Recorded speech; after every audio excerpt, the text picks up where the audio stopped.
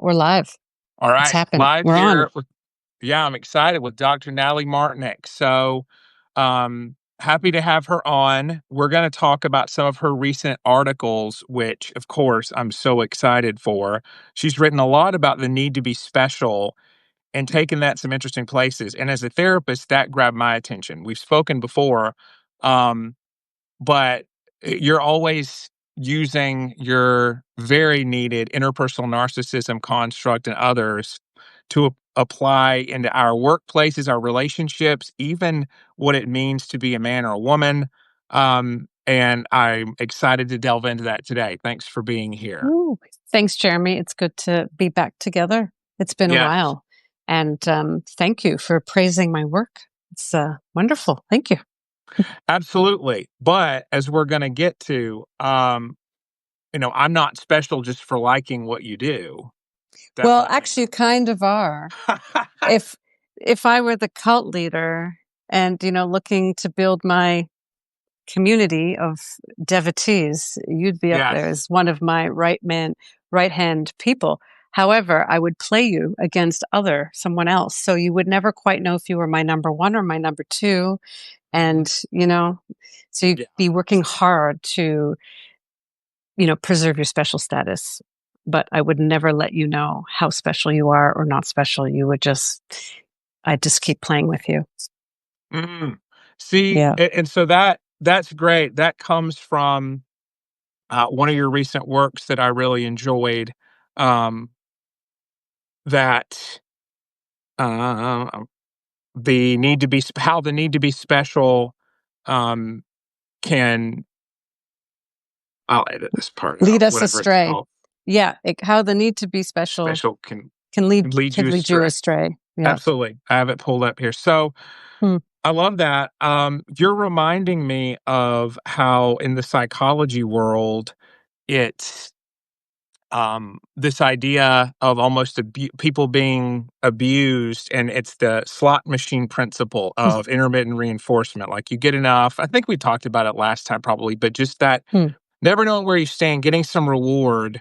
for worshiping the leader, getting some breadcrumbs, and then Yeah. that being a short moment in the spotlight. So I'm wondering if like, what really led you to write that article, and how do you see its relevance to where we are? Like, what sparked you with that? I started seeing, there's been an influx of new culture vibe onto Substack. You could see waves of change. And, I've been Yes. here 4 years. You've been here a little less than that, I think.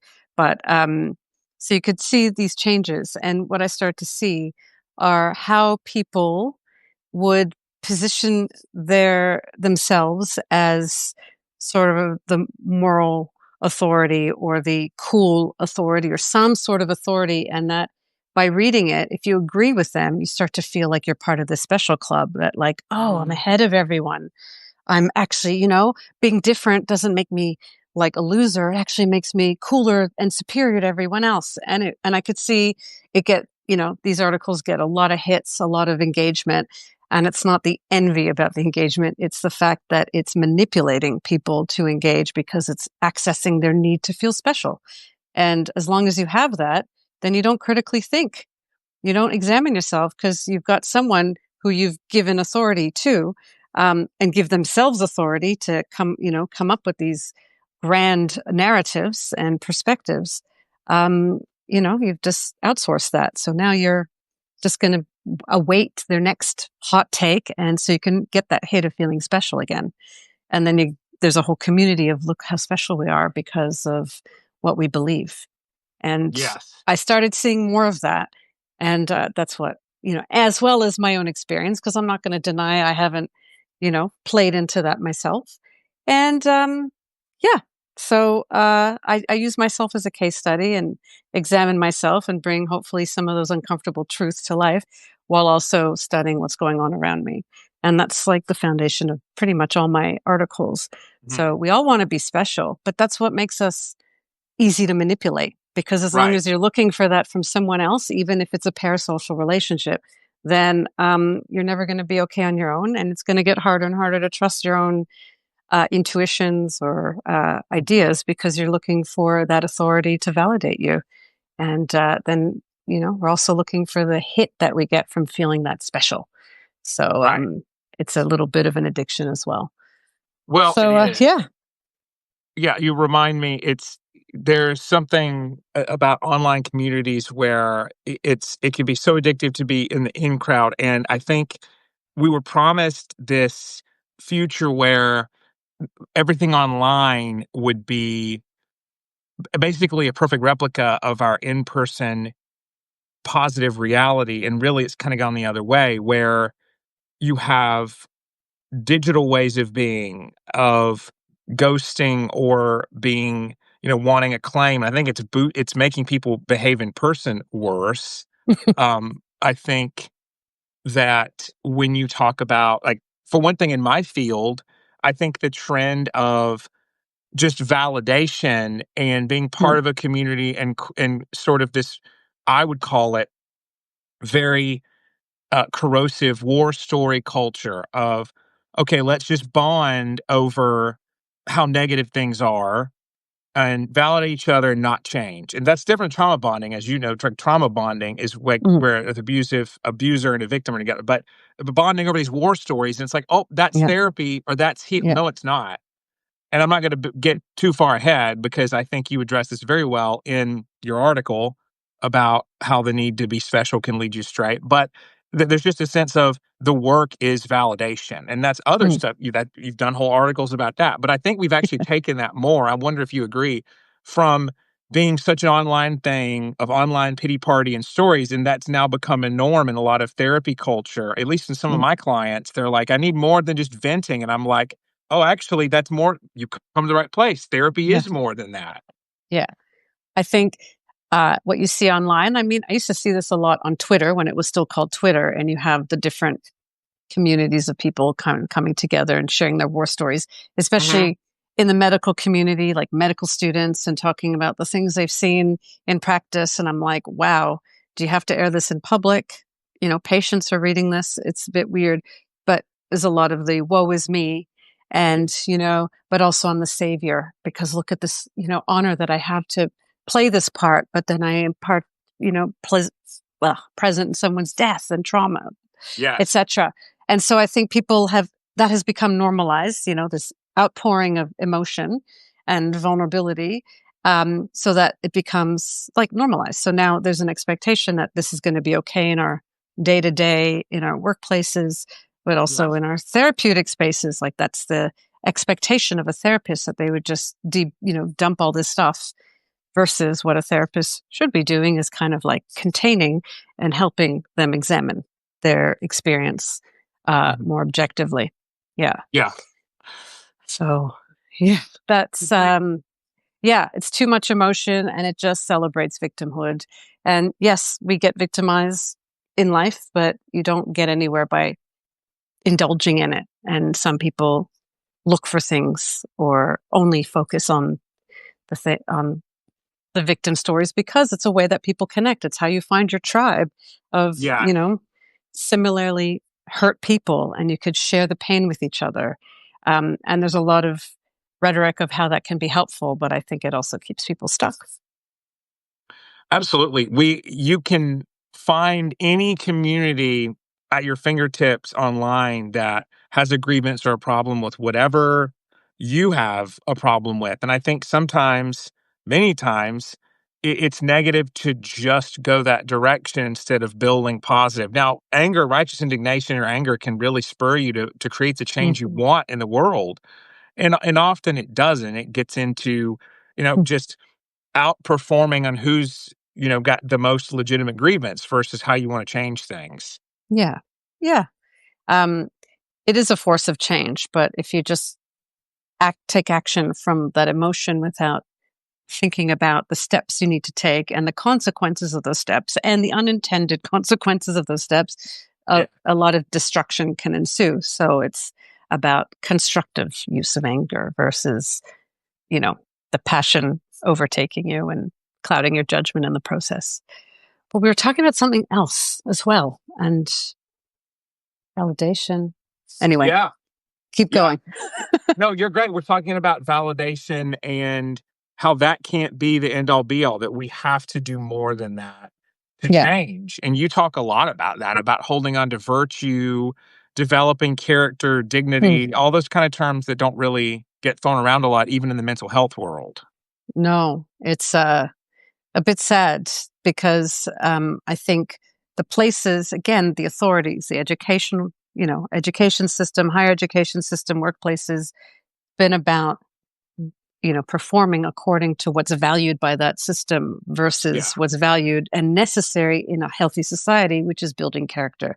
And so I think the crux of the how the need to feel special can lead you astray was on the need to develop discernment.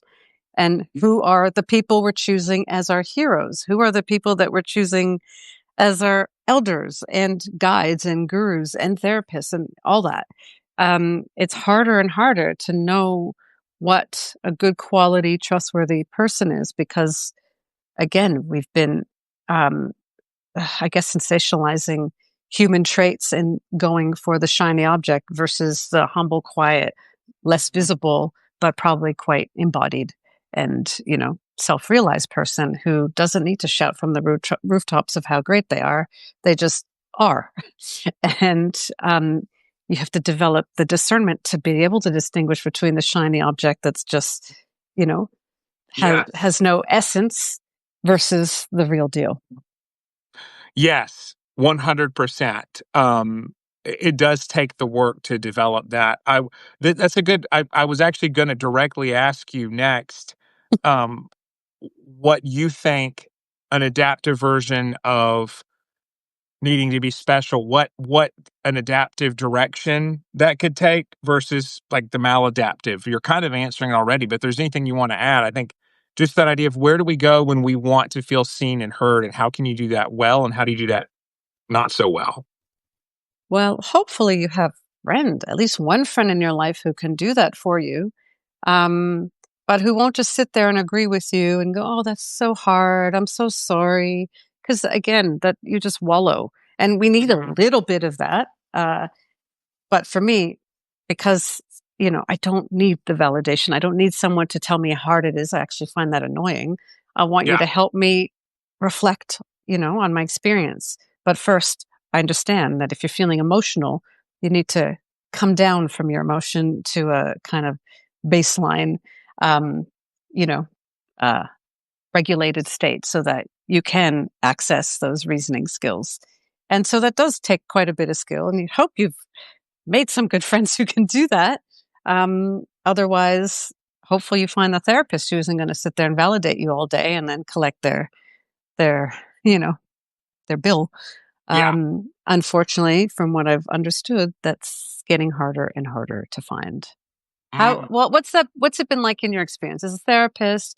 And you encounter newer therapists and older, more experienced therapists. What have you noticed around the therapy versus validation um, as a skill set? It's a really good question.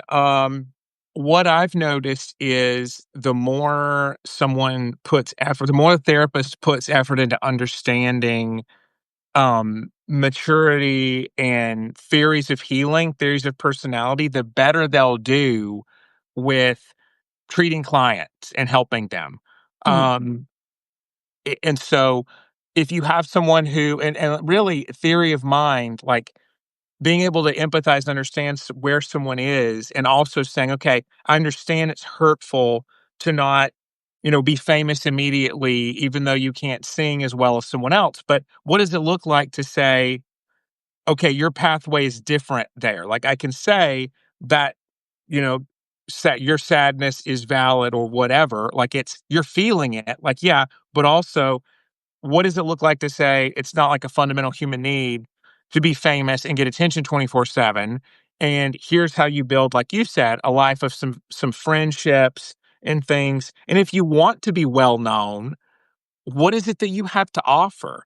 So that's a huge thing, is recognizing all desire doesn't point to a need like hunger. Like hunger, exhaustion, other intrinsic human desires are indicators of something. But we've gotten to a point in the therapy world where if there's ever any pain or desire, there's a temptation to see that as a legitimate direction in its own right, and sometimes it might not be. Yeah. Uh, Humanity has an aversion to suffering. Oh, So, absolutely. we'll do anything to avoid it, get away from the discomfort of witnessing someone else's suffering. Dr. Paul, a friend, is listening Yes. in. Thank you. And he asked a very good question about how do we define validation? Because he says men, and I'm paraphrasing, don't know what that is. Yes. Should we have a crack at it? Absolutely. I'll crack it at first and not do ladies first because I think you're going to have the definition I like more. And I don't want Okay. to give my bad one and then No pressure. last. Yeah.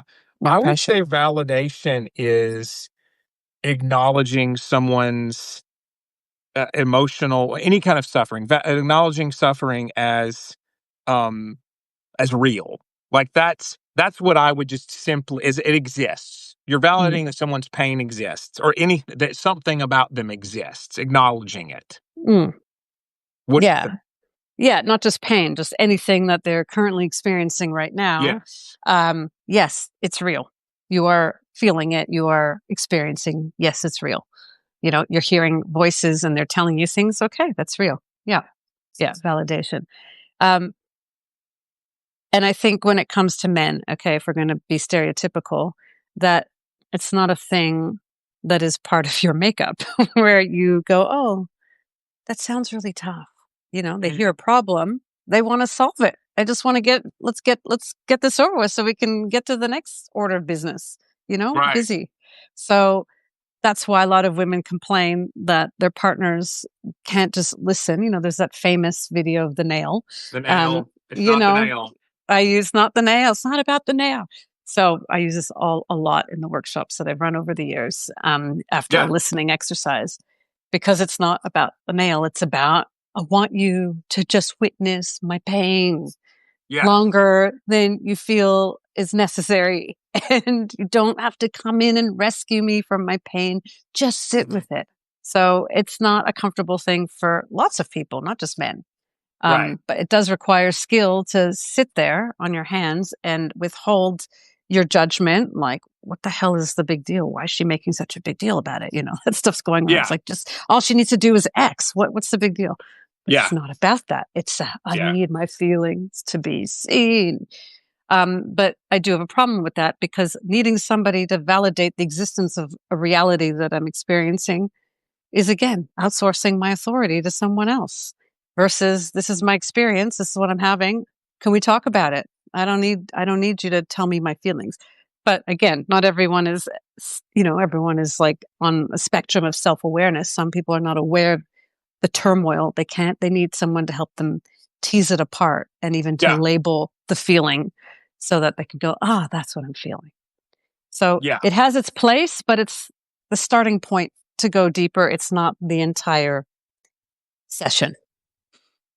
I agree with you totally. And it points to like Heinz Kohut's work in um, self development and the idea of a self object or internalized person. So, like you internalize your mother's comfort Mm, or her, care for you, thinking you're a great kid. Your father's coaching, and you individuate. You become someone who can recognize their own feelings and thoughts and worth, and not take in unquestioningly the outside.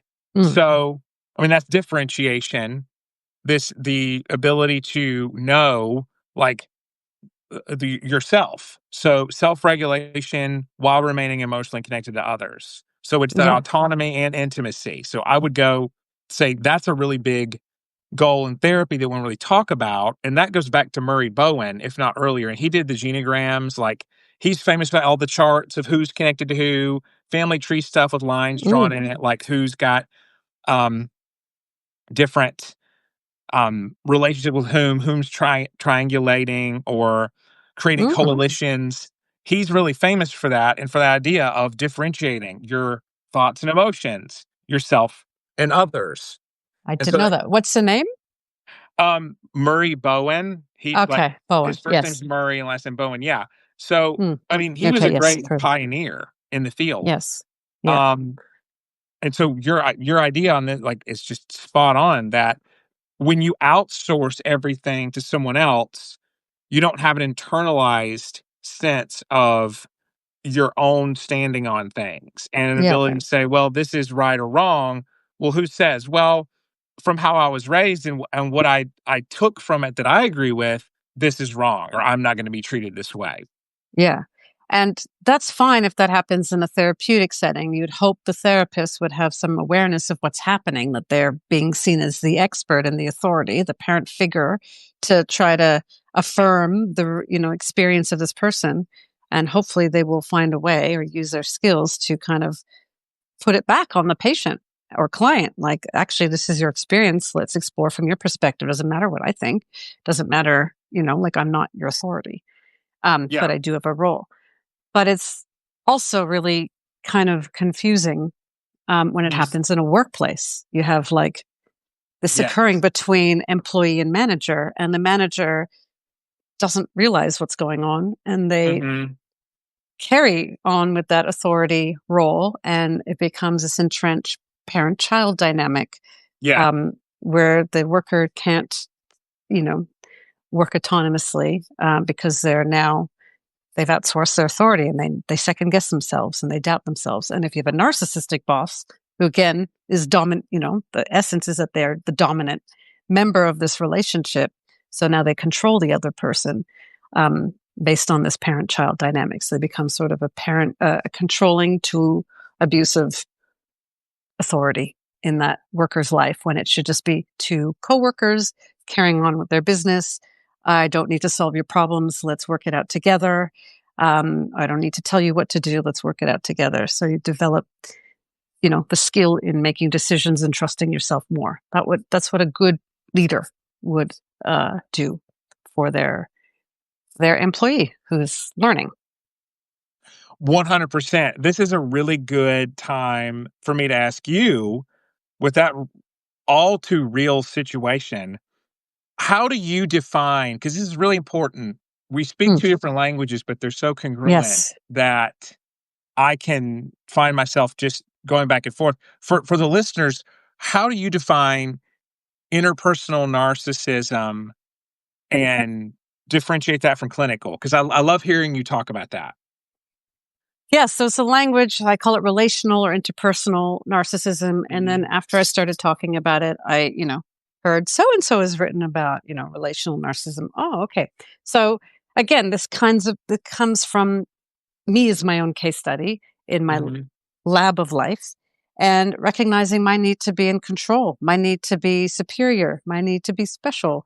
Um, and to be in command and to make sure people have my desired perspective or image of me, the idealized version of me. So that's going to require some control tactics, impression management on my end to ensure that people have the perception that I want. And sometimes that will involve me being manipulative or gaslighting or controlling in some way to assert my dominance with the other person so that they will see me as the authority. And these are the games, you can call them status games. These are the games that we each play because we all have insecurity. We all get triggered by random things, some obvious things, but some things we didn't realize were there and that annoy us. And we're vying for superiority. Now, not everyone. Some people are happy to take more of a passive role in a relationship, but for Mhm. others, but sometimes passivity can become a form of dominance where, they don't say much. So you're always waiting for them to tell you what they're Yeah. thinking. So they have that control. So it's more of like the covert control um, versus the more overt, obvious, domineering approach.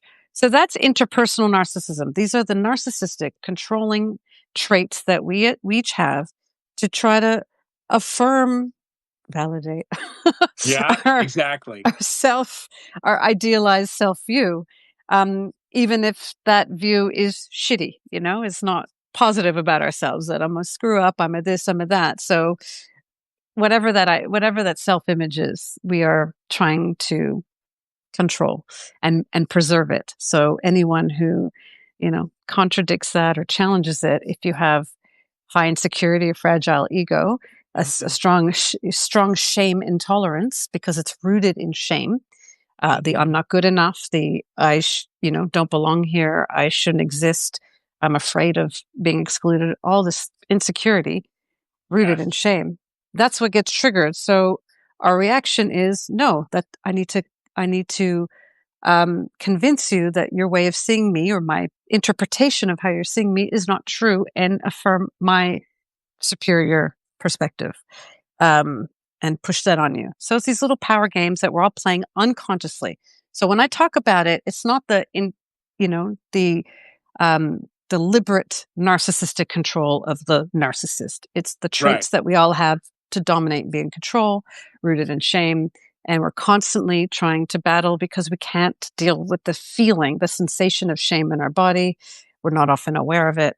And so it's our way to restore and soothe and bring us back to a sense of comfort and a baseline. So we try to draw people into a drama to play out the soother.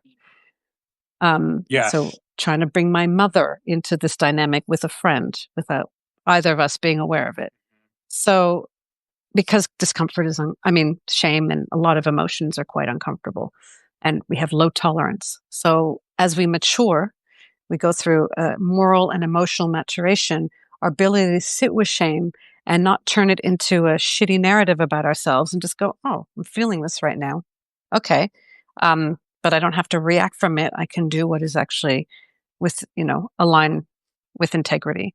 So that's a more mature. It takes a moment to just pause and have the ability to pause in our reaction and take the action that we want to. But that takes a lot of practice and, yeah, skill. Yes. It's part of the maturation process, the character building process. But that's interpersonal narcissism in a nutshell. It's we all play this part. It's the status games we play to because we want status. We want to be special. We want to be important. We want to matter. We want to, be visible. All the things. It's part of our nature. We don't outgrow that as children. It's in us. It's just hopefully if you are on a path to build your character and build resilience and mature, then those things start to matter less and less, and you just don't care much about status. Doesn't mean you don't want to be important. You just don't require other people to validate your importance. I'm okay as I am. Right. Well, you make me think of how hypervigilance and someone's capacity to be quickly triggered, like their window of tolerance. If it's a low window, if it's relatively short, then anything that doesn't confirm their desired identity can send them into panic and into Mm, shame, and that shame can be seen as, again, the V word, valid or understandable, but then the behavior that they exhibit from that, right, mm, is not excusable. And that's where clinically it's like yes, you can be in pain, and no, the response to shame someone else, because and you write about mm, the sense of denigrating others and becoming addicted to mm. the drama of uh, belittling others' tastes, and that you're so much better when you join one of the spiritual communities Yeah. that right that Mm, you call spiritual starvation. It becomes mm. addicted to this sort of resentment, and that becomes the fuel versus any Yeah. enjoyment, like continually getting the pitchforks. And Yes. if The you have a lot of contempt. shame, yeah, Yes. contempt. I would love to hear you talk about that and about how the shame, envy, contempt loop Mm. is prevalent now in society. What you notice about that you want to talk about? Yes, I've been sitting on this draft on like Okay. envy part 2 for ages, and I'm like, yes, I've been promising it for months as the follow up to my covert envy piece because Yes. emotions, and this is not my own formulation. I've been influenced by someone named Carla McLaren, who's built this library of emotions to help with Okay. literacy. but to understand that emotions don't operate alone. So the problem again in our reductionist scientific way of understanding things is we isolate something and we forget its environment, its microenvironment, that emotion doesn't function on its own. And it's also not realistic to go, this emotion starts and then this emotion comes in and then that emotion comes in like a flow chart. Not quite. Yes. These are forces and they Yeah. don't operate according to our logic. They kind of like some, they operate in these emotions operate in clusters. They're like one can magnetize others to join. I don't know how it works, but it's, you know, there's a trifecta. So Yeah. I call it the shame, envy, contempt, or the shame, envy, anger, and there's more, there's disgust, like, they Yeah. kind of come along and then they build a story of how people react to certain situations or respond Yes. to, what's happening in an interaction. So that we'll focus on the shame, envy, Hmm. contempt, because envy drives more of our behavior than anyone wants to admit. We talk a lot about shame, but I would suggest that envy is a more potent and covert um, force behind a lot of our behavior. So every time you see the shit poster, someone taking down someone else out of, service to the public or to a community to expose this person, you have to wonder, well, what is it about that person that's making you want to expose them? Do you, Yes. what's the narrative you've given? Oh, they're dangerous to society, or they're going to do something bad, or they're lying, or whatever. But you've had to decide there's something about them that makes you want to take them down. So Yeah. there's something about their popularity, their visibility, their attention, whatever. That's, the trigger for envy. But the way you go about it isn't just, oh, I feel envious. All right, I'm aware of it. I'm going to let it go. No, it's a desire to take them down and, demote their status so that your status stays intact, or you're able to, yeah, feel more secure with your status because now they've gone down through your actions. Right. And part of that is shame because um, their existence or whatever they're doing is making you feel shit about yourself, that I'm not good enough. I should be better than. So I try to make myself superior. So it's not just the status within a social order or hierarchy. It's also my feeling about my view about myself, my place in this world and in this social order. And then there's the contempt part. So going back to that article where I wrote about, our need to feel special can lead us astray. In those articles, the articles that inspired me to write this, where it's it's not just this is the superior view, and if you feel this way, you're among greatness. It's also contempt for people who don't act this way and don't think this way. So Yes. there could be some element of envy in that because, again, you're taking down a group of people because for whatever reason, maybe that group of people, that demographic, made you feel shit about yourself. So this is your way through your writing of, reducing their status and elevating your own and bringing people with you. So you're justified. Hmm. So No, absolutely. And this is all, again, it's so fascinating because insight about our own emotions and a willingness to examine why we are with a magnifying glass looking for a mistake someone made so that we can blow it up. Like mm, what is that is so crucial to cultivate, because if we have a low threshold for shame and are know that we're not doing as well as we could, mm, or feel a rampant nagging of that, whether it's true or not, we have to address that because it's going to be such an easy trigger to activate us mm, and and generate that envy and get sucked into that contempt. And I think what's very painful is contempt is kind of domain, like it's subject specific, it's subject approved now, where if you are contemptuous and it's the right thing, oh, then that's fine. That's mm, passion. Well, not particularly. Like contempt is almost, I would say, an obsessive anger that keeps you hooked. mm. Well, it's because you're hanging on to something. Hmm. It's like, again, part of resentment, and teasing those two apart is difficult for me. I still have to Hmm. think more about it. um but there's like, it's like a group did something to you, and you're just pissed because of how it makes you feel, or how you've been made to feel, or that you're allowing yourself to feel and believe about yourself. So you're carrying this resentment, but the way you do it is like, it's more than disgust, which is more of like a bodily reaction. It's like, it's a contempt. So it's like an anger and a desire, and just a looking down on, like, Mhm. these people are miserable and should not exist because of how they've been, they've made me feel.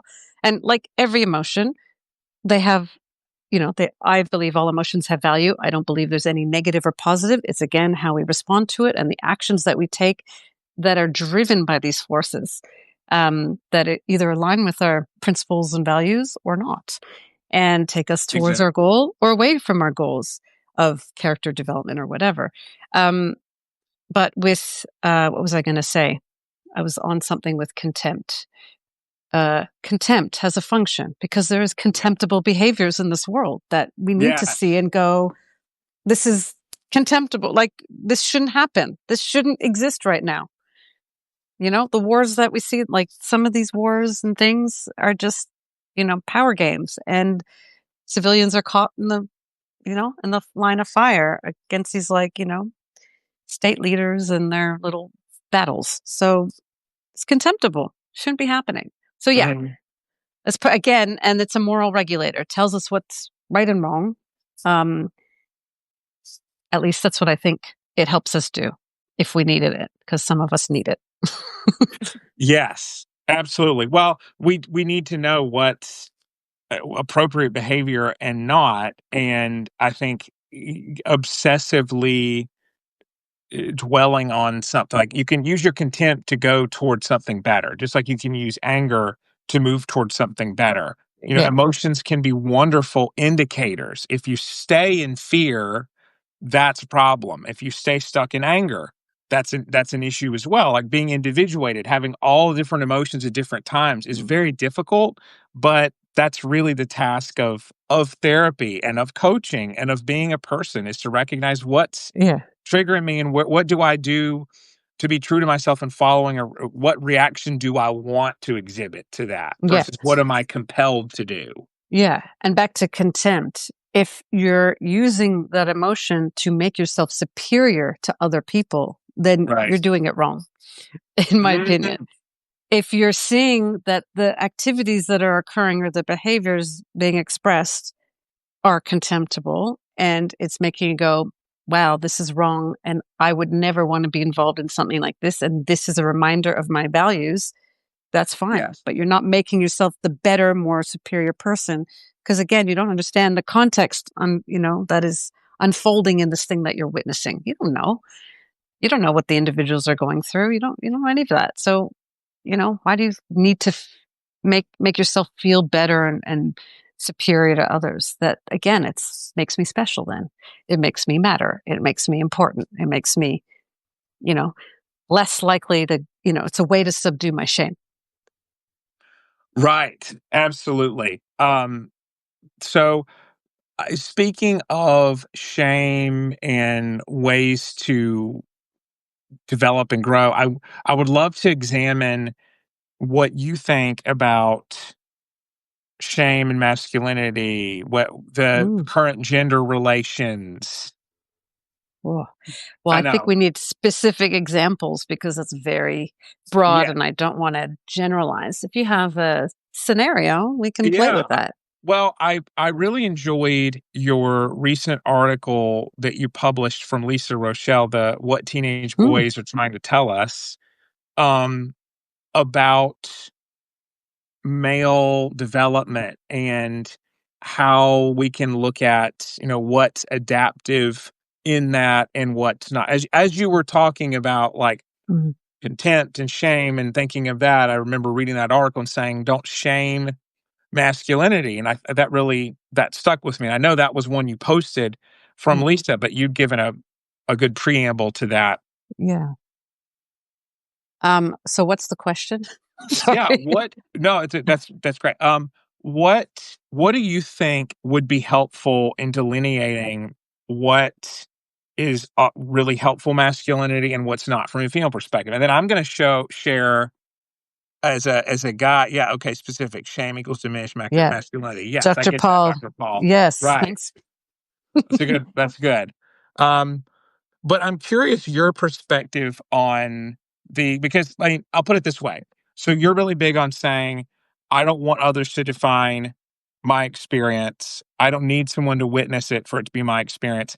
I'm just curious because you're very in touch with your own reactions. Everyone isn't, female or male. Yeah. So I'm curious your thoughts on what what's happened to masculinity, what's good about current culture with it, what's not, really anything. And we all both can be really safe with what we say. Like, I'm not urging you to be controversial. I think that article did a really good job of saying, like, boys are suffering. They don't feel comfortable. They're scared to speak. What do you think would help with that and to help for them to have relational intelligence? We can even get into that. What would be Oh, helpful from your amazing curricula for the male and boys crisis in general?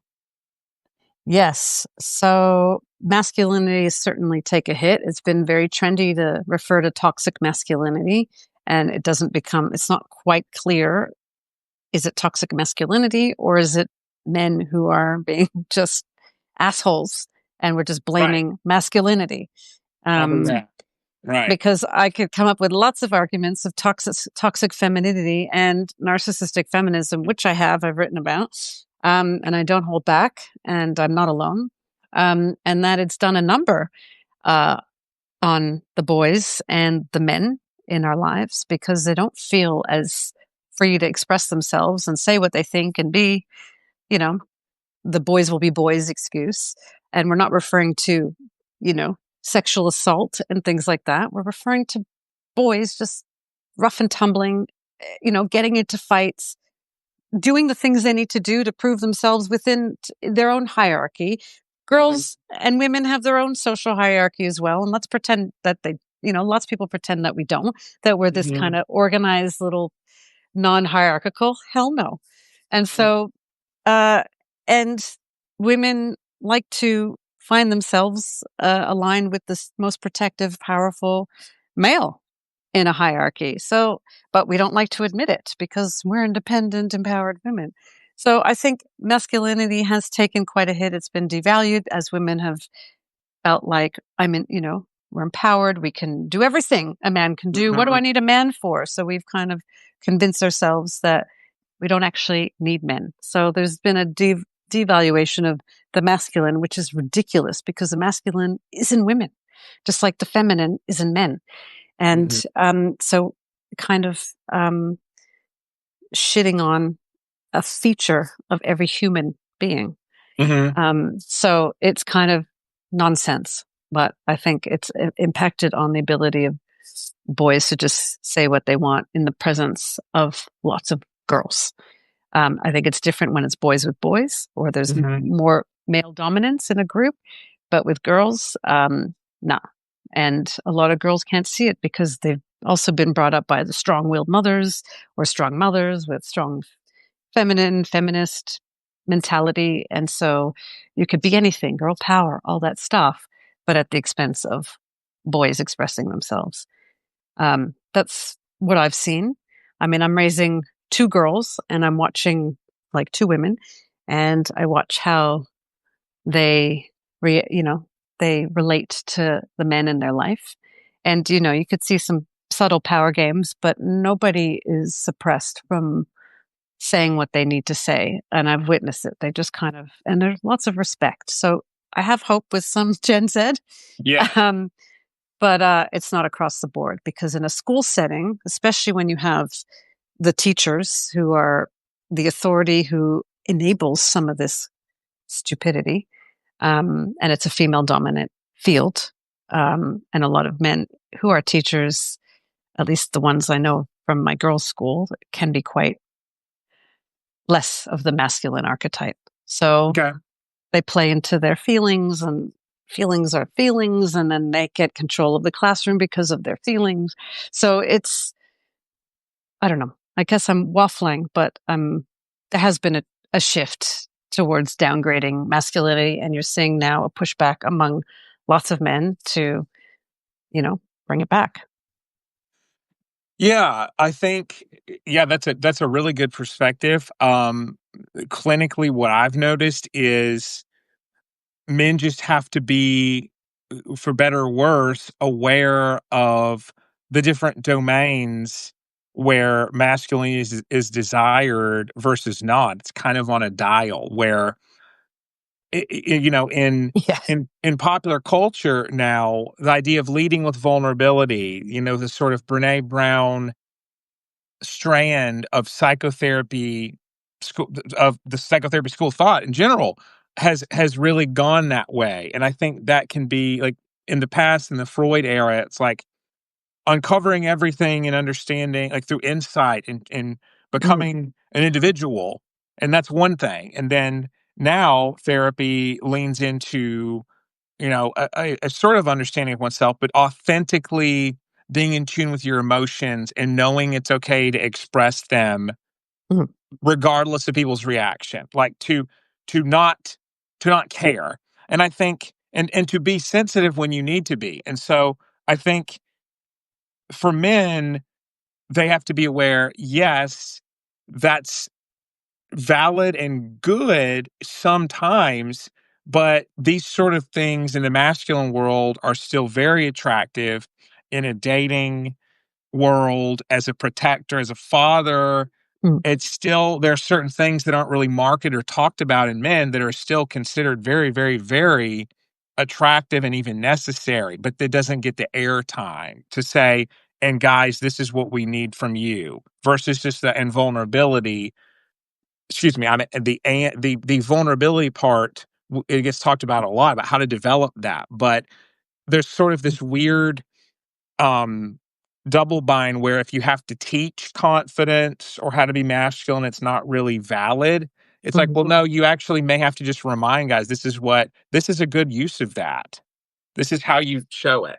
Yeah, and I guess what I'm realizing and what we both have been saying, when using masculine and men interchangeably, and I Sure. think that's not the right thing to do because masculine is like an essence, and it's been sort of uh maybe it's not devalued, it's more of like less important, and the feminine traits of like feeling, emotion, and all that stuff Yeah. has become a greater priority in all the institutions. No Sure. thanks to Brene Brown and others who've jumped on that bandwagon. A lot of damage to undo, and Paul's saying the same thing.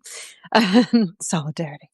And I've had scathing things to say on Substack notes if anyone wants to see that. So, um, You've been noting it up over there. yeah. So it's men, devaluation of men. But when Yeah. if our country's at risk, who are we going to want to defend it? Men. So we need men. We need men and the protection that men can provide because they're stronger and they're the ones who are more likely to want to go into battle to protect everyone versus women. And Hmm. let's just be real.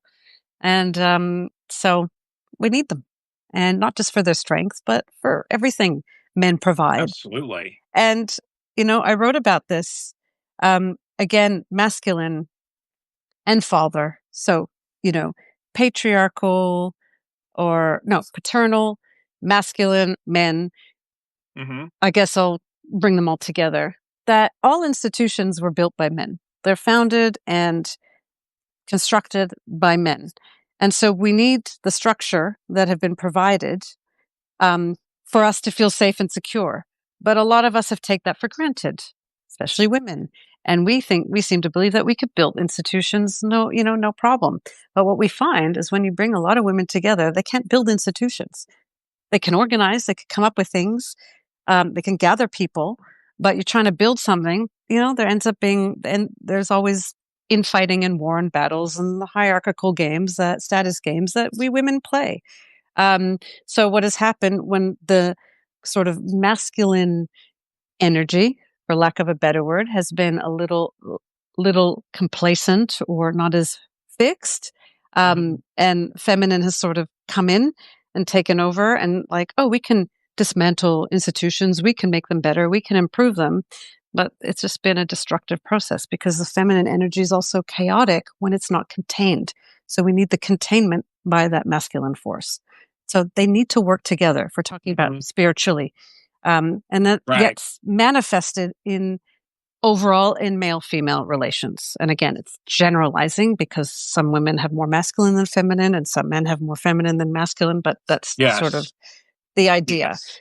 And that's why we're seeing the kind of collapse of so many institutions because that have become more female dominated. Because the competitive edge that drove a lot of men, um, and the fact that lots of men have been booted or been forced to be silent, they kind of check out and they withdraw and they're not interested because the competitive edge isn't there. And so they go off into other industries or, or leave and become lost. So, there's been a number of writing about this on Substack as well. Sure. So we need the masculine men energy presence to create that stability and that structure and that protection. And the ideal would be that there could be some, flexibility in that so that it adjusts according to what's required to serve the community. But it's got to be a negotiation and a collaboration rather than imposition and enforcement, which is what we've seen, or Yeah, on both infiltration. Yeah, from both well, sides. Yeah. right. It's very important to recognize for men that for women like demonizing an entire gender doesn't work. An entire sex. It just doesn't.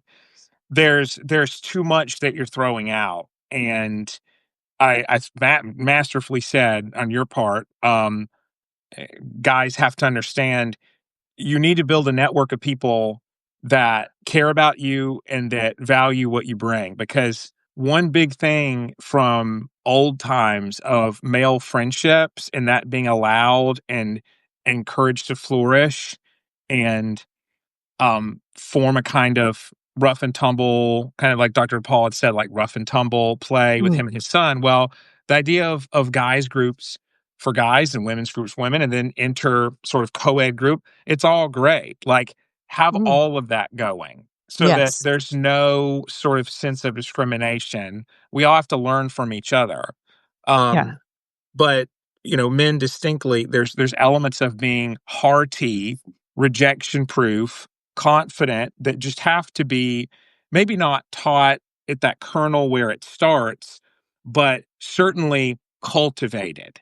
And Mm. so if we don't do that, then women are left really annoyed that men aren't initiating or Yeah. bringing that energy, and men are left annoyed because they don't know what to do. Nobody Yeah. told them. So Yeah. you have to take what's innate, water it, cultivate it, just like, great therapists would say, like pruning the self. And that's how you avoid narcissistic tendencies as well. Or excuse me, full Yeah. on narcissism is be aware like what you're offering and where you end and someone else begins. Yeah. That just reminded me again of my little spiel about Yes, institutions. do it. Um, And again, it was like in a note that I wrote the other day. I'm like, oh, that's an important thing. Let's do So it. as women have come in and influenced this change in, the structure, politics of an institution, and the functioning, and it's, driven out men or emasculated them, silenced them.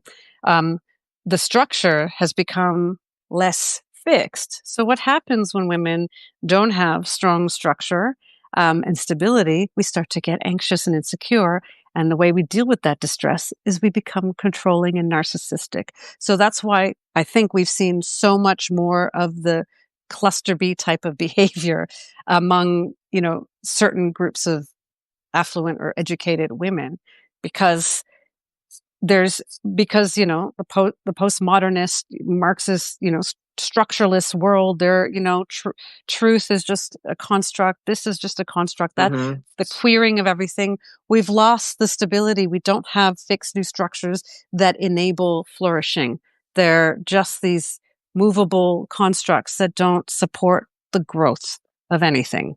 They're just sort of destructive and, well, they're killers, in my opinion. So women start to feel that anxiety. And, women are known to be more neurotic generally. They have higher the neuroticism scales. So it just brings that out. And a lot of the time, what we call narcissistic behavior is actually distress. and an inability to express it properly Yeah. because we're in our emotions and we don't have the support to help us go, okay, what's going on here? We don't have that, stabilizing force or containment. So that's what I'm seeing is going on. And so men have to come back into and Mhm. reinstate the institutional structures. Not that I love those structures, I left it, but you know, they fulfilled a purpose and maybe take the learning from what's happened in the last 15, Yeah. 20 years and adjust things so that it is informed. The structure, the function is informed by what's required. But what's required is restoration of merit, standards, high standards, rules, regulation, accountability, and enforcement of rules, regulations when there's violations, egregious violations. And a lot of these institutions aren't accountable. They scapegoat, they shirk responsibility, they avoid the truth, they pay people out, they pay for their silence, a lot of that. So, I don't have hope for any existing institutions. And yeah, that's my that's my 3 cents Well, of that. that's great. That's your 3 pennies. Yeah, that's fine. I would say one of the big things that an element of hopefulness would be certain strands of thought philosophically or therapeutically, like EMDR therapy or any desensitization model is going to be this interesting synthesis of masculine and feminine threads. And I truly mean it that way and not like male female because it's more idea based of Mm, harnessing the emotion, not denying the emotion at all, but then pulling in logic and yeah. pulling in the sense of order, emotion and order, emotion and adventure, and this idea of let's dignify all those emotions. I like dignify more than validate because that's basically like, Yeah. okay, yes, this is happening. I like that. Thank you. I'm I'm with noticing you. I've Yeah. used what? No, I like it. Yeah, Dignify. That's a great. Please write something about that. Please. Please do it. I will. You've inspired me. Thank you. So, with EMDR, you say, okay, let's dial it all up. Like we're getting into the signal of the matrix. We're going to get into the matrix of emotion. Okay.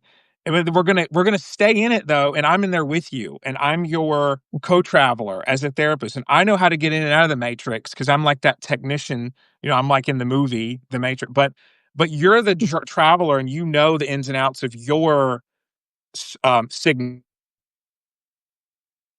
as the client. And so we're going to notice the emotion. You're going to come out. You're going to take a breath and realize that it's emotion and not current reality. You're going to go in, and it's this up and Mm, down of you're safe, and you can notice cognitively, and then going into the emotion, and then noticing it cognitively. And it's interesting switching back and forth.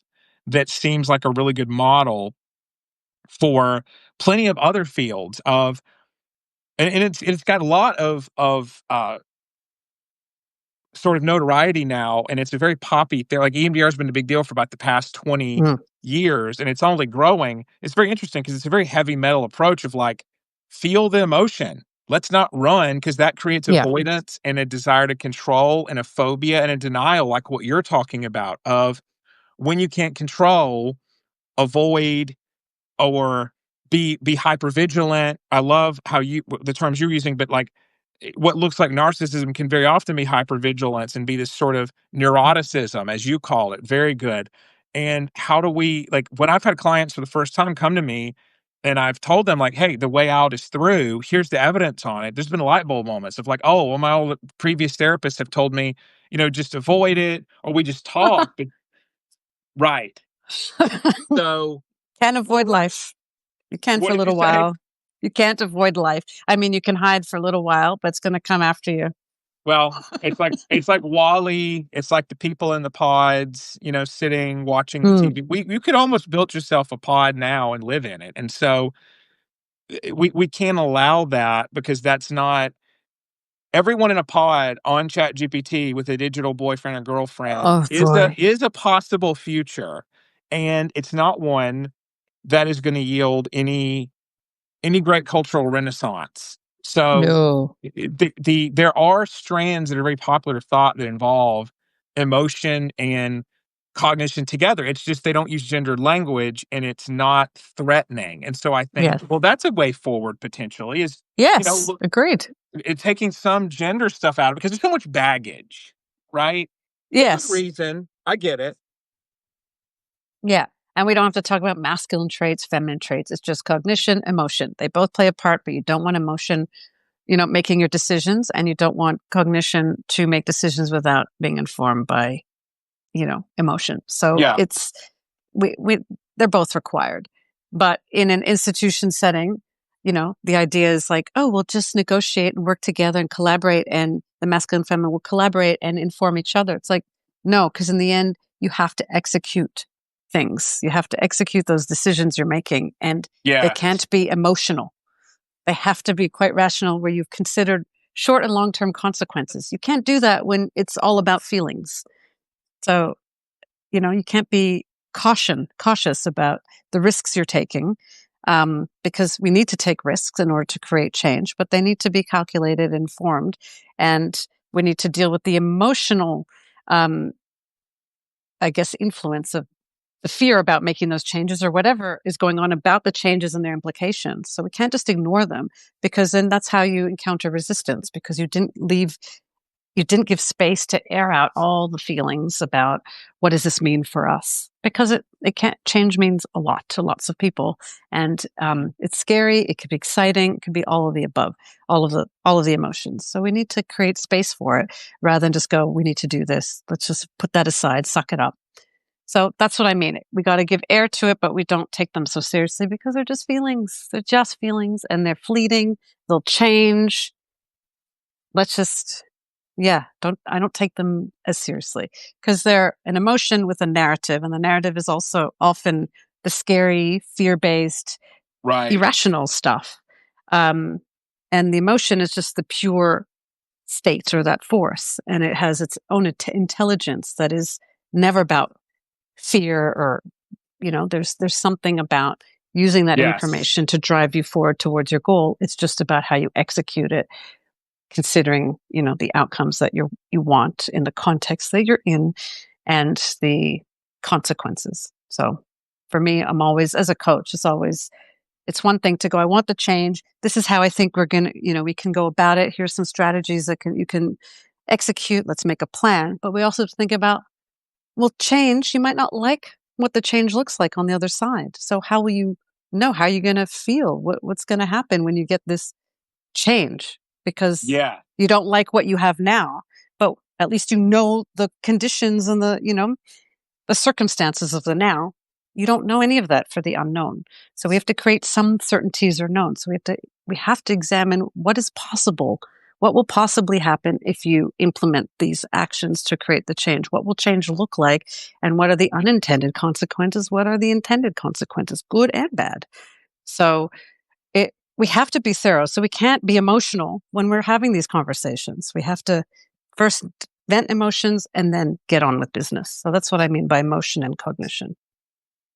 I love it. I would say again, so that's the trauma work is like get through the emotion and realize what does the future look like? How do you build that? How do you put practical steps in place to pursue the identity that you want and address any irrational narratives? I mean, it's in the therapy field, part of our disclosure, our informed consent document is there's risks and benefits to therapy. And one of the risks is when you start implementing boundaries or changing behavior, Mm. it could unseat, it could Yeah. destabilize your relationships. Yeah. And that's just truth. That's what you learn in grad school. And by the way, you're talking about emotion logic. You're talking about wise mind and the dialectical behavior therapy model, which is very Sure. popular again. So we've got the stuff there. It's just how we communicate it Yeah. culturally that either turns people off or perks them up like, oh, yeah, this is true. So Mm. I can't, Yeah. I would be remiss to not take this as an opportunity to ask about relational intelligence since you're basically spelling a lot of Mm. this out now. I know you worked with Dr. Paul Pritchard. I was reading about that and was just wondering about this model Mm. and how you see it if you could give us some of the steps of it and how you see it positively impacting um, culture and how people can find their way out of how to succeed in difficult job environments through it. Yeah. I mean, I've developed this framework for applying in the workplace and, as a relational leader. So it's for relational intelligence, for relational leadership. So there's emotional intelligence, there's social intelligence, and what I'm talking about is relational, which goes Right. beyond the social. And so it's the understanding that we each come with our constructs about everything. We have our baggage from previous bad situations or whatever situation. We have all of that. And so an interaction is not just the words that are and the nonverbals that we're exchanging. It's all of Right. this that is infusing. It's all this unseen stuff that's infusing. So if I want to be relational intelligent and I have a role as, say, a manager, a leader, so I have this authority and I need to get the best out of this person, but I don't know what their previous experiences have been with other managers or leaders, and they might have been quite shit. So I need to make sure I'm aware of that and put them at ease and start to do the things that build some trust, because Yeah. I'm not going to be able to help them achieve what they need to, and for us to work together and, help them achieve what I need them to achieve for me, as well, not in an extractive way, but, this is my job as the manager. There's things that they need to do that Well, supports me in my work. So I need to be able to, um, get them on side without manipulating, without grooming, without stroking their ego and, making them feel so good to be in my presence that they just want to do everything for me. Because there's a lot of people who use that style of leadership.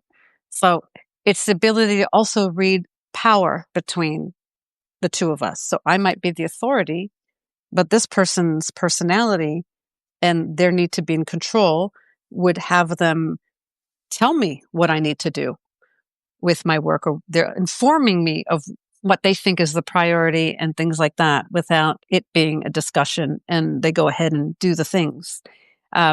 So they become the authority in a situation that isn't part of their remit. So there's a lack of respect for my role and our relationship because of their need to be in control and dominate and prove themselves. And, so I need to be aware of what's happening in what's the playing field? Are they, again, outsourcing all authority to me? Are they deferring to me? Are they playing me because they're maybe narcissistic? Am I playing them because I need to get them on side? So I'm aware of what are the unsaid, the unspoken that's playing out between us. And then how do I communicate with them that doesn't directly address that, but that works with that to try to level things and build a respectful type of partnership so that we're both clear about our role responsibilities. We have negotiated, goals and purpose. We're clear about how we want to relate to each other. I'm right. aware of their goals and expectation professionally, personally, mine, I'm aware of mine, and kind of bringing that all together. And as I'm able to do that as a relational leader, I'm supporting them to work towards their strengths and as well as build in the areas that I'm also noticing have some weakness and they need support in order to be able to achieve their goals. So I'm playing a part in sort of mentoring and things like that. But Mhm. there needs to be an understanding that that's what I'm actually doing with them so they don't feel like I'm belittling them, because that's the unspoken stuff. So it's making the implicit explicit, which is, again, a phrase that comes from a model that I use as the foundation to build this thinking. Hopefully that makes sense. It's all about building trust, but just because you built it doesn't mean it's sustained. It's about building and sustaining. And sustaining means that you should be able to confront that person with things that, feedback or things that are uncomfortable without it rupturing the relationship. Or if there has been a rupture, that you can work together. You have enough relational currency that you can work together to restore and repair what has happened, which then strengthens the relationship. It's not about avoiding. We're always just going to be nice and psychologically safe. However, lots of people understand that. It's actually, we're going to have some tough conversations, but they need to happen.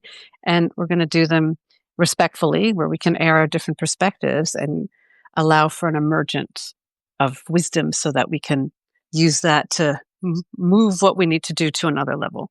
And then it strengthens our relationship because we have just had an encounter where we've experienced, us in this kind of heated situation, and there was no judgment. We didn't use it against us. There's no retaliation, that we've come back together intact. And so that reassures us that, there's no hard feelings and we're going to continue to see each other in a positive light and work well together. So those are things that make up the relational intelligence or relational leadership.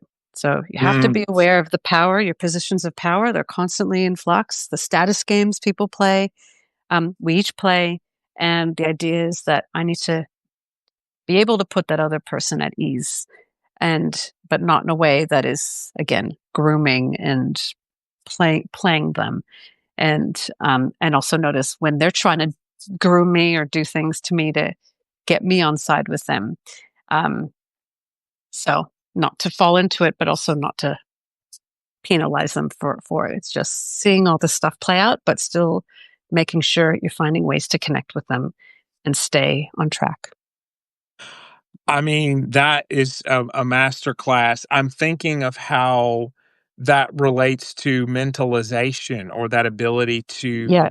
it's so clunky a term, but essentially, like, just be aware of your own emotions and Mm, those likely of others, like, with the ability to see, like, okay, I'm feeling heated. That doesn't mean, or I'm feeling triggered by this wording, but that doesn't mean the person knew that, like, my mom used yeah. that same phrase or whatever. I need to take a breath and step back. Yeah. Yeah. So having the ability to do that, um, and not, again, bring your baggage into the moment. You can go, okay, this is a baggage I'm feeling, but I'm going to just breathe and not assume the worst about them. If I see this happening multiple times, and I'm like, okay, there's something here that I need Yeah. to raise. Is there enough trust in the bank where if I raise it and I'm aware of their personality traits and some of the patterns I've seen or not seen, if I bring this to them, will they, you know, penalize me? Will they retaliate? But, they'll go, oh, thank you for the feedback. I really appreciate it. It's really important to me to know so I can correct myself or whatever. And then, you know, meanwhile, they go away seething and planning your takedown. And so relational intelligence is also knowing when not to give feedback or how not to give it, because they're going to use it against you. And there's no point, because nothing you say is going to change anything. You have to Right. adjust yourself to work within these parameters, because if you have professional goals and they are important for you to achieve them, then you need to work with that in a diplomatic way. As annoying as it is, we'd all like to be able to feel like we can just say what we need to and they get feedback and it's just important they hear it. But some people cannot, will not, and will hurt you for it. So relational intelligence is also seeing those uh, possibilities and withholding and restraining and kind of working with that, finding a different way to work with that person. Yeah, I really think that's an under discussed sort of topic in today's clinical landscape, because, we there's a lot of projection on the part of psychotherapists to think, well, everyone is sort of capable of, if you just explain things well enough, of a really nice empathic relationship. Well, maybe many people, but not all. Mm, So I think knowing how to have that gray rock orientation, right? That give them nothing to hold on to, be disengaged as much as possible. It's very important. yeah, I talk to clients a lot about that. Like, when you've done what you can, you've explained yeah, well enough, you've owned your part and not owned theirs. That's what you can do. yeah. You start to withdraw and just take the emotion out of it, the emotional investment in the relationship, and like it's not well placed. So yeah, gray rock or the medium chill, which is a little bit more verbose than, Tell it's me not about mine. that. Medium chill is just, it is like gray rock, I think of as one word Yeah. responses. Medium chill is like, yeah, that sounds interesting. Okay, Mhm. sure. So you're little encouraging, but you're actually not invested at all. Yeah. So you're medium chill. I love that. Sometimes you gotta be that way. I mean, we Yeah, you're you kind of making have to.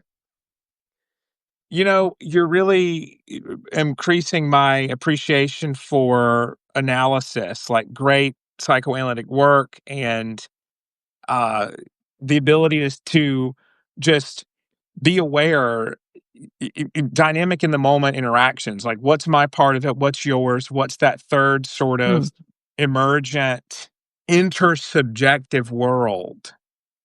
And how do we continue and maintain it in some way that's mutually beneficial and minimize the communication errors?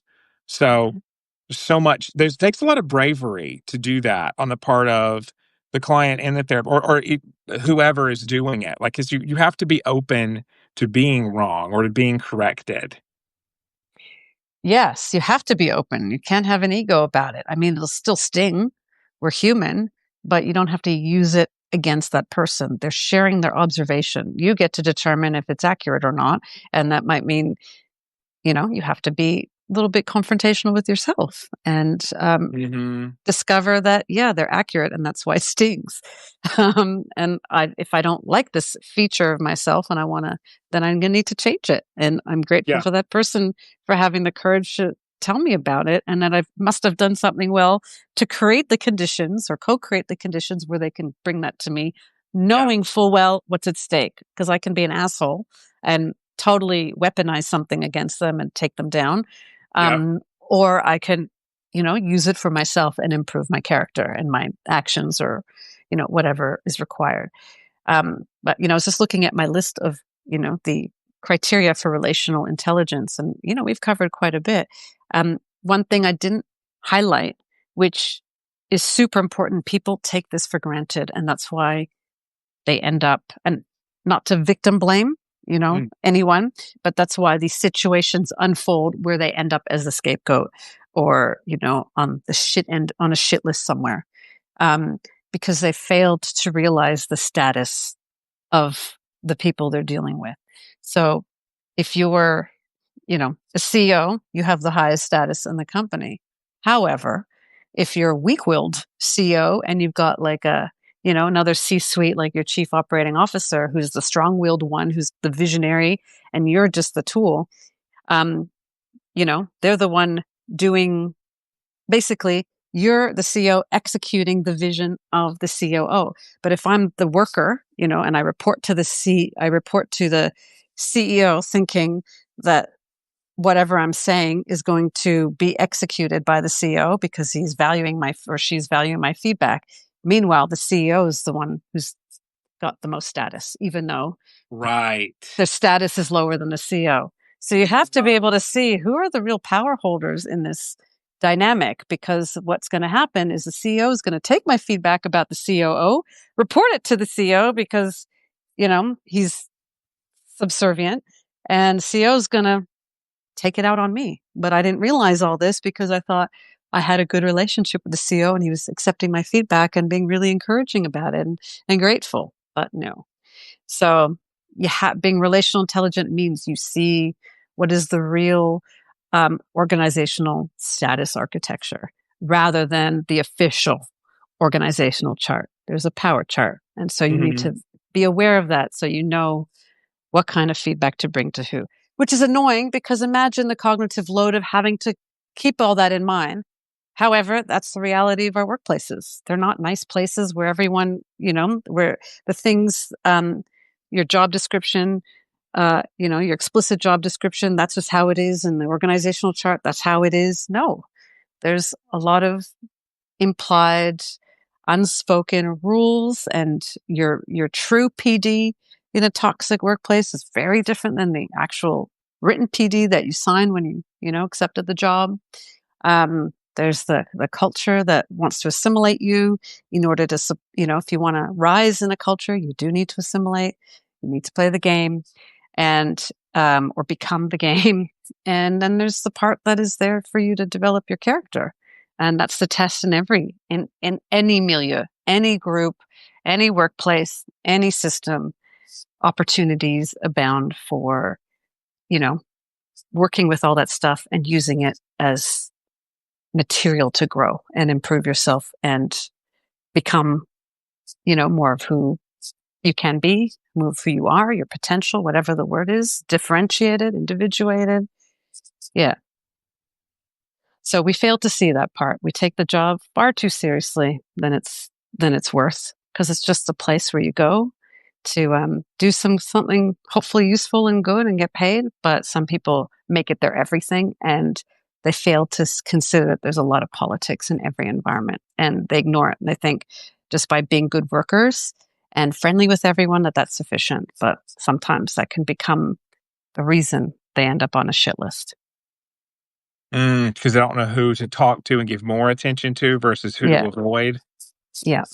Or Yeah, how candid they can be versus, withholding. Yeah. So relational intelligence takes all that stuff into consideration and helps you navigate the nuances and the trickiness of these different dynamics with more, I guess, conscious awareness. absolutely. I mean, it sounds like a good step would be following your work and for people to just develop the ability to enjoy people watching and noticing patterns. Because if you don't, it's at your peril. Um, Mm. you have to be skeptical without devolving into cynicism. I mean, that's a big Yeah. journey for all of us. Um, one of the Yeah. things that were you going to add something to that? I'm pretty cynical about place, working in any institution, but I think that's helped me just get very clear about what I'm dealing with. I don't bring that cynicism into the job, but I have that with me. Like, I don't trust any institution to have my back, nor should anyone, because of the Yeah. extent of what I've seen and what we hear about. And it's rare to find, like, they have to prove themselves as trustworthy. Don't assume trustworthiness. Oh no. Um, and that's again, relational intelligence. You're building trust, but is the organization building trust with you? And if Hmm. they're not, because they don't think to, then beware. Absolutely. You said expertly. I mean, I think as a therapist, it's important, especially trauma therapists have to be able to walk that line, like not be surprised by human depravity, but also leave room to be surprised by clients' success and resilience and the ability to make new connections with people who are authentic, genuine, and care. So I think there has to be a level of unshakability. It doesn't always have to come through great emotional pain and trial, but it often does. Yeah. I mean, it really, Sometimes it's a prerequisite. oh, yeah. You Yeah. need to be shaken up before you kind of start paying attention. Well, and so this is the like two big things come to mind here, like the spiritual bypassing and how you talk about fault, like pseudo spirituality and falling into that, which that's a little different than when we talked about the more organizational, cut and Yeah. dry, collared shirt stuff, the kind of sexier after dark spiritual stuff in your Need to Be special article. I really wanted to hit on what got you into that because the idea of egregores, like in other words, thought forms that are charged by communal emotional energy that create something bigger than the whole of this sort of being bigger than the sum of its parts, um, and how that stuff, how people get sucked into that with their spiritual hunger. Yeah. Wow. We're going lots of places, and I'm just realizing we've been going for And 90 minutes. yes, when are you? You've Uh, got to. no, I'm okay for like a few more minutes. Yes. As we I wrap mean, it up with this thing, yeah, you can yeah, wrap it with some the talk egg. about spiritual impoverishment and spiritual starvation, as you so capably called it, alliteratively. Yeah, hello to all our friends on here. I'm seeing Yes. very Hi, familiar faces. Come Dr. on over to the. Roshanak. Oh yeah, Oh, Roshanak is telling us to do part two. And hi, Casey and Matangi and Dr. Paul. Okay. And anyone else that I'm sorry I missed because, it's flicking so much. they used to say Uh, hello out there in TV land. You remember in that? TV. Oh, yeah. Hello out there in TV land. Love that. Okay. So the spiritual hunger. I think we're all spiritually hungry because if we find ourselves scrolling on our phone mindlessly, we're distracted and avoiding something overall. We're avoiding kind of Agreed. either something emotional or a task, procrastinating. No one needs to be scrolling endlessly and mindlessly on a phone. And I do it as it's avoidance 100% of the time. Oh, yeah, So it's self-pacification, it's yeah. absolutely we So I'm all do yeah. looking yeah, I'm looking for some soothing through this, this repetitive motion, but also like hoping some awesome thing will come into my attention and just make me go, ah, and make me forget whatever it is I'm avoiding. So Mhm. but we're starved because we're looking for lots of things and we're in a world of conveniences and comfort and lots of upheaval. And it's hard to just be centered, stay still, and just, enjoy the quiet, enjoy the peace that's in the quiet because relatively speaking, we have peace. Um, in that moment. Maybe there's turmoil or turbulence in your life, but in this moment right now, it's good. It's good. So, um, That's crucial. So many people just I don't wanna forget that so many yeah, people now think, "Oh, well, yeah, that's well and good, but look at what's happening in the world today. How can I relax now? We all have to be upset." Like, there's even yeah, therapists who will say, "Well, how can we tell our clients to desensitize their trauma, with what's going on?" Well, that doesn't mean you don't care about it. It means that yeah, you just have inner peace now and about things that are in the past. Like, I see now even people bucking up against that point of yeah, finding peace. So keep going. I just had to say yeah. that. And peace is also uncomfortable because it's also, I think, is unfamiliar because we're used to moving, thinking, doing. There's always something's, whirring around in our heads, or we're looking at our feeds. There's news, there's this, there's that. So we're overstimulated and we become desensitized and sometimes dehumanized because of the things we might be exposed to, because of the Yes. algorithms feeding us, and we're not curating properly. And so you just become more and more disconnected from yourself, but you're still searching. You're searching for something. Whereas I look at Mhm. people who have a strong faith in God, divine, higher power, whatever you want to call that, whatever Yeah. they call that. Um, I think of like uh, a friend who's like rabbi's wife and very just like switched on, but her faith is so strong, is unshakable. Not to say she hasn't, and she's gone through some tough times, but you wouldn't know it. And she's just exudes peace, but she's busy. She's always like doing this, like she's hyper organized, but the faith just carries her. And you could see it just gives her so much. And there's this inner joy. And it's not from bypassing, it's not denying reality, it's none of that. It's very well aware of everything going on, but she has a way of her faith. Her faith is just, I just don't think she's spiritually hungry. I think she's found what she has Mhm. always, what is needed. And she's happy to submit to, this higher power and or surrender to it because her belief is ultimately, you know, God knows best and God will give me what I need. And I'm following certain value structures, rituals, and that creates a predictability, consistency, stability, structure. And we like structure. So she's got it. She's got it. Doesn't mean she might not get depressed or whatever, but she has somewhere she can return to that gives her so much. So I think when you have something like that, even when you fall on tough times and your faith might, wobble a little, if you can come back to it, you can find a lot of solace and peace and comfort, and it soothes you, and you're less inclined to, scroll and scroll and scroll. So Mhm. we need, and so as long as you're searching for this thing to make you feel important and that your life has value, you're going to feel hungry because nothing's going to give you that. It's always going to be temporary because it's not coming from an internal, an inner authority that says you're good. You're good. Yeah, you might have Mhm. screwed up yesterday on that thing, but you're good. You're fine. You're learning. Mm. You like just keep going. Just keep doing things. Keep trying to be useful. Keep forging your path, keep learning, keep going. So you don't need the special status to keep going. Just keep going. Just get on with it. You don't have to Mhm. solve all the problems of the world for you to finally have value and have worth. Just don't worry about that. You can compartmentalize that. That's always it's been going on since, prehistory. Like just do what you can within your life that you have control over and do good things and don't be an asshole and just come on, just get on with life. So I think because we have entered in a life of comfort and convenience, we need to create problems in order to Mhm. stir us into action. We need to fabricate these things to create a struggle. Um, but avoid the inner turmoil that's going on, this like maybe fancier or trendier struggles, so that you can feel moral and good about yourself because you're aligning with, this, the right thing to do, or the right thing to get angry about, the right thing to care about.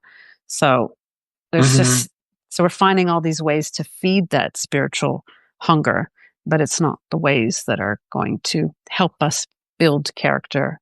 And I find from my own experience, not to say I don't go through my own struggles, and I do, and there's lots of emotional turbulence, but as long as I keep going, wanting to build my character, develop humility, patience, discernment, you know, better ways of accessing truth, um, all these virtues, then it gives me something that's like bigger than self, and that everything, all the struggles that I have is about helping me achieve that. But that has to be my goal. And I recognize not a lot of people's goals.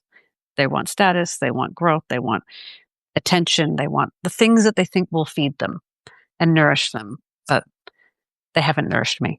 So I've ended up here. Absolutely wonderful. I would say it's kind of a damned if you do, damned if you don't, where even with like take dating as an example, people can either build community, try to do that through church, synagogue, wherever they Mm, go, high school, college if they're young enough for that. But if not, they have to then learn how to be good marketers online and how to mm, court attention. yeah, And so like there is no real community of millions of people on a platform. It's following something parasocial. This kind of hit me when I yeah, was going through your work is yeah, the need for authentic community and belonging versus being noticed for being some cult leader or cult acolyte.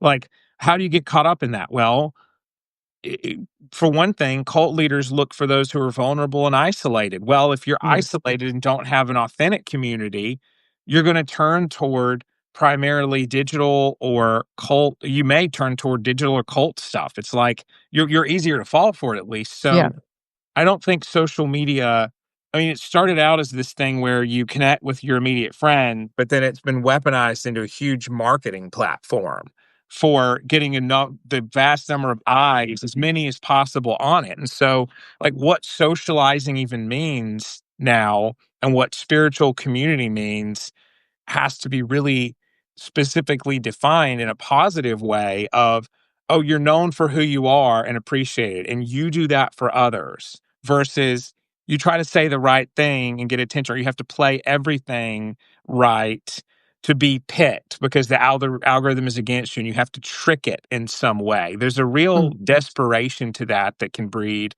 as you mentioned, like the shame that leads to envy and leads to fighting dirty. Like it's a perverse incentive structure yes, yeah. that thrives And on fear and envy. yeah. So it's, if we see emotions on a spectrum of like the most dense to the lightest, like peace, bliss, you know, Mhm. that sort of thing. Um, you can connect, you could find connection with people based on your shared anger and outrage about this issue.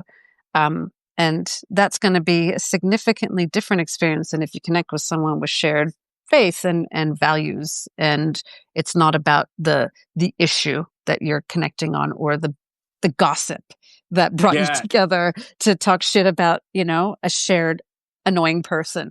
So the frequency at which that relationship vibrates will be quite different from like the gossip based connection versus the you know more purposeful, higher purpose built connection.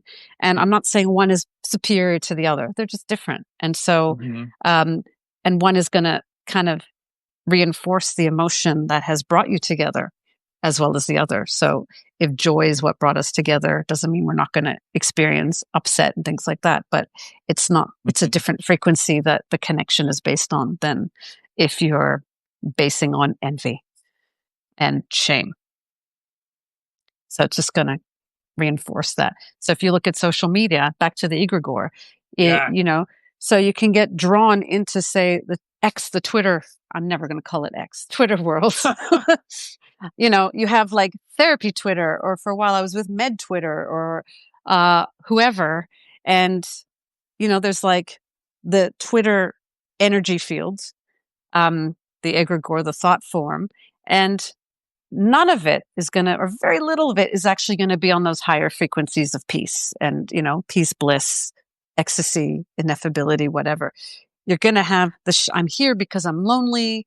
I just want to talk shit about something. I want to find people I can talk shit with and, express my rage and outrage. And, a lot of people, or let me be curious about what other people are saying. And I'm just going to lurk, but I'm going to be drawn to the posts that are the shit posts or the, Yeah.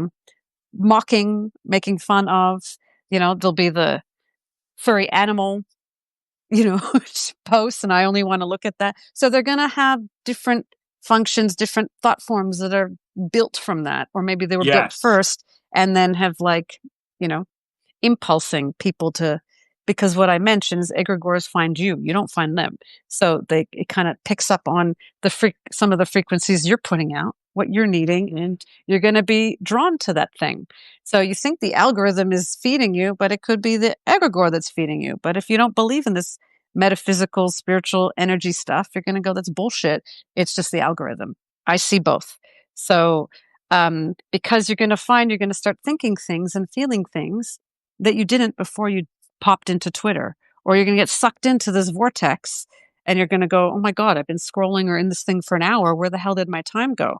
So there's some force that's, manipulating you and kind of tapping into you and understanding what is it that you want and need so you can remain addicted and come back for more and more and more. And it's not a place where, you know, you end up feeling good about yourself, because there's always, depending on who you follow and what posts and things you participate in, um, it's going to have an impact on how you feel, but also your desire to return and maintain that frequency. And it might Yeah. not be a good thing.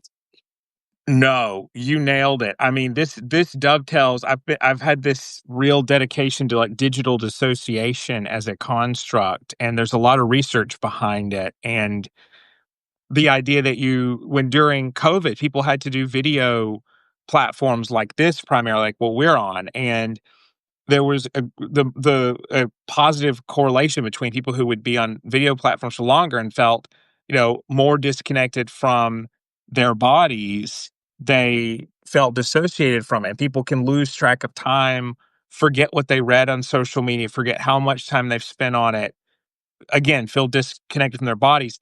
So something is happening there, Mm, dissociative. And I hit it from the intellectual traumatology perspective of, we're fragmenting ourselves. We're kind of creating these thin versions of ourselves we put out in the world to represent something, to kind yeah. of put on a facade, and even more than we would in real life, and even quicker than we would in real life with that role theory.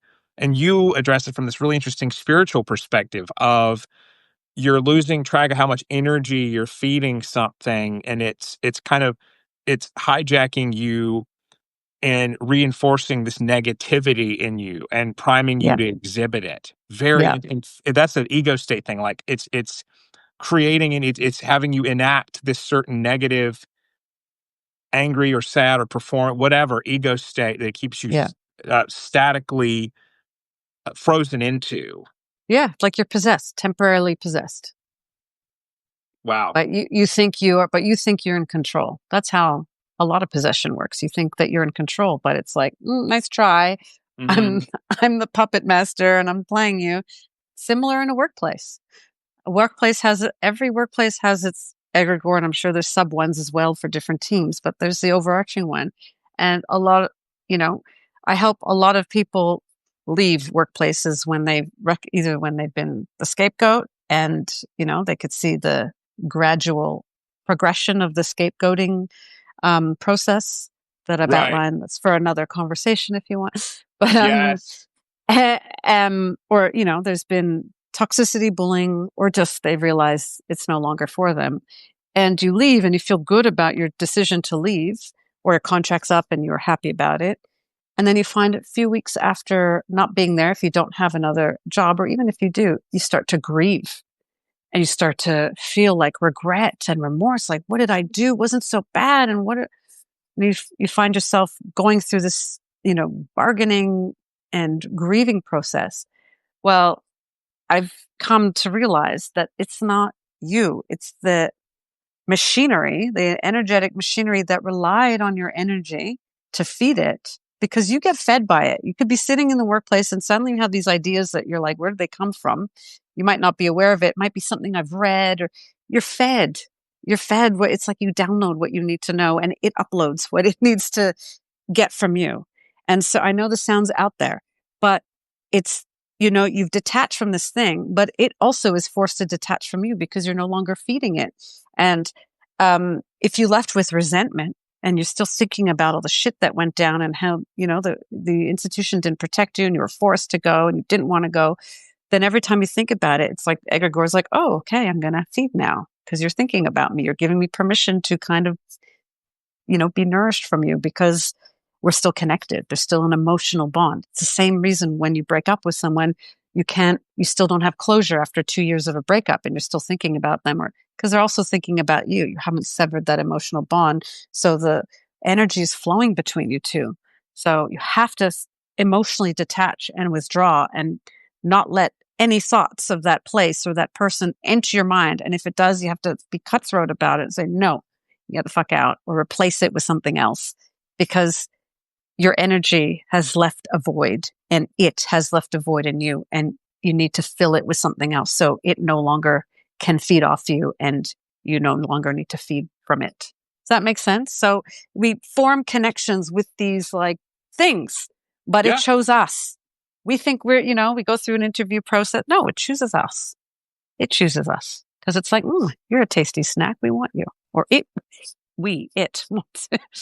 And so I've started, and I've done a lot of kind of work and with lots of people to help with that disconnection. And they find as soon as they have that realization, it's like the egregore grieving. If it can, it's not your emotions that you're feeling, it's. And they start to kind of detach. They find that they're feeling a hell of a lot better very, very shortly after. So, and you could go, oh, Wow. maybe they're bypassing, they're using, a different reframe. No, it's just we are connected to these forces and things that feed off us, that influence us, and we can go around pretending that they don't. And you can do that as much as you want. But I found that it's a more interesting experience when you recognize that, we're influenced by lots of things, and I can either play with them and work with them, or I can just deny them and then they do their thing to me. And they possess me and they do whatever. Yeah. So that's a little bit out there, but that's the kind of working model theory of egregore. And there's lots of other words to describe it. If you look at like Indian, um, not philosophy, but scriptures and Yeah. and the descriptions of all these different types of deities. They all Mhm. fulfill functions. Or you go into, any village in India, and there's loads of shrines to particular deity, or there's, lots of offerings or offerings at the doorstep in Balinese shop fronts and homes. They are feeding and nourishing the overseeing deity egregore Mhm. to provide the protection, and to also protection and support, but also to protect against negative energy. So there's lots of stuff that our Mhm. Western world and our scientific constructs and paradigms don't even consider, because it didn't come from its own, models, but they've been existing long before. Um, you know, kind of reductionist science. And it's kind of helpful if you learn from that, and it can enrich your and build a greater understanding of life experience beyond the things that we can only see and measure and validate that way. Absolutely. I mean, the idea of like a tulpa or thought form that from Tibetan terminology, tulpa, Mm, it's that kind of entered somewhat of a mainstream lexicon a few years ago, like mm, on message boards. People would talk about like rehearsing these, entities they wanted to connect with, and yeah. then it could go really far. So that's like on a more micro level. And the macro level of something that's like a multi-person, almost collective unconscious of its Yeah. own. It's not like Yeah. the collective unconscious. I mean, it's definitely something to be aware of. And there's a lot Mhm. of scientific language around the phenomena you're saying. So it's like whatever languaging you want to use, be aware of Yeah. what you're emotionally feeding. Yeah. That's a And what really is good. feeding you and what is actually manipulating your emotions. Like you can walk in a grocery store, you're looking at whatever product, suddenly you feel really pissed off. So you walked into something and it, you know, not that you're suddenly angry, but it's something, a force kind of from outside influenced you. But a lot of people have a hard time even considering that that could be a possibility. It's like, no, I was thinking about something and, something just reminded me of that. And therefore I got angry. I'm like, okay, maybe that's possible. And the other Mhm, possibility is something was left behind and you walked into it like a, emotional ghost and you just mhm. got played with for a moment. I mean, all roads lead to guarding your thoughts and Yeah. emotions and taking them captive. So this was Discernment. great. What did you say? Discernment. Yes, goes back to that. Love that word, discernment, being perceptive, um, discerning the outside and being self-aware. I had this Mm. whole thing about ego development to get into, maybe another time, because you really are a masterful theorist on that, like development of um mature ego, not in the bad way. That's usually the id, what people mean, but like Mhm. literally personality, like not being like passing through the conformist level of ego development. And this goes for spirituality as well, like passing through that and into more of self-awareness. Mm. So, and that requires discernment. Discernment. Yeah. And it's a So, process to developing it, to cultivating, cyclical, ongoing. yes. Because even, the most astute narcissism hackers will still be groomed by a narcissist from time to time. So everything is for your learning and character development. That's What a life. what a wonderful line. I think that's a really good place for me to wind it down here. This was amazing. I Yeah. appreciate it. It's It's kind of like it was been, all pent up for months and months, and we finally got it out. it's been a while. It has been Yeah. months and months. It was towards the beginning of the year when we did this last like March or so because I was looking at the Yeah. past notes. So, well, Thanks for thank everyone who you. joined us. It's been Yes. great. Lots of good stuff here, good questions. Maybe I'll get to them in another. I hope it saves this. I don't know if it saves the questions. No, it doesn't It save doesn't. them. I haven't. No, we have to Yeah. kind of hold the call and like scroll through. Yeah, yeah. Well, I there was mean, they have the something. transcript. There's a transcript they can look at. Yes. Okay. There was a question about contempt and the opposite being idealization. And I actually think, or no, the opposite side of the coin. And I think that whoever said that was very smart because that's worth Yeah. exploring. Like if you idealize someone so much and they disappoint you, you vilify and hold them in contempt. That's splitting. That's a Yes. classic ego Mm. defense mechanism. It's very Yeah. primitive.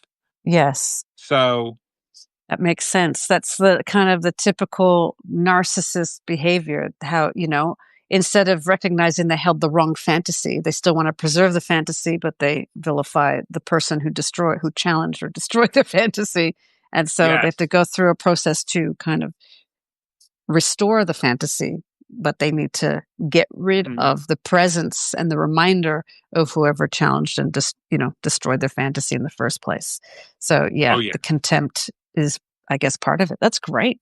Wow, thank you for whoever offered that up. Thank you. Yeah. Very good stuff. All right. Well, this rocks, Natalie. Thanks, Jeremy. Awesome, and thanks everyone. Thank you. Casey, See y'all later. bye. Bye.